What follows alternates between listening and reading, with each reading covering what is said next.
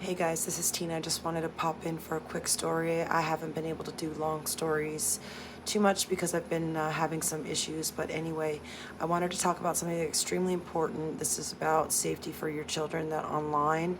So the story that I want to talk about today is the unfortunate case of Nicole Lovell. So Nicole Lovell was, she lived in Virginia. She was 13 years old and was lured out by a boy or guy, he was 18, named David Eisenhower, and his accomplice, her name is Natalie Peters. So anyway, the situation with Nicole Lovell was that, she was 13 years old. She was talking to someone online that she thought was, different. Apparently she had met up with the guy. From what I'm reading in the documents, that she had met up with him at least once.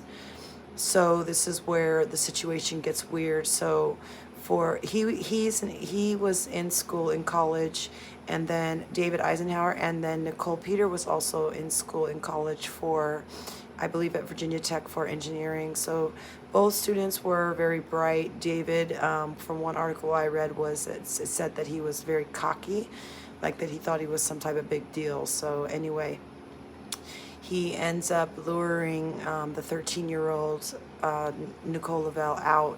So what she does is she puts her nightstand in front of her bedroom door, and then she jumps out the window and goes to meet David Eisenhower. And what ends up happening is, I believe they lured her in because he said something about being at a party and that he didn't remember. Now, this was just one thing that I heard about the case, so I'm not 100% sure about that. They were eventually able to find Nicole Lovell's body 3 days later after she went missing. And the autopsy showed that she had been stabbed 14 times. So David Eisenhower has been sentenced to 50 years in prison. It should have been life, but that's what, it was actually longer, but there were some other things that were dropped. And then Natalie Peters is sentenced to 40 years in prison, or will be in 40 years in prison with 10 years of probation after she gets out. The sentence was longer from what I read, but the end result was that she will get 40 years in prison. The unfortunate part is that the parent had tried to, delete that app off the child's phone.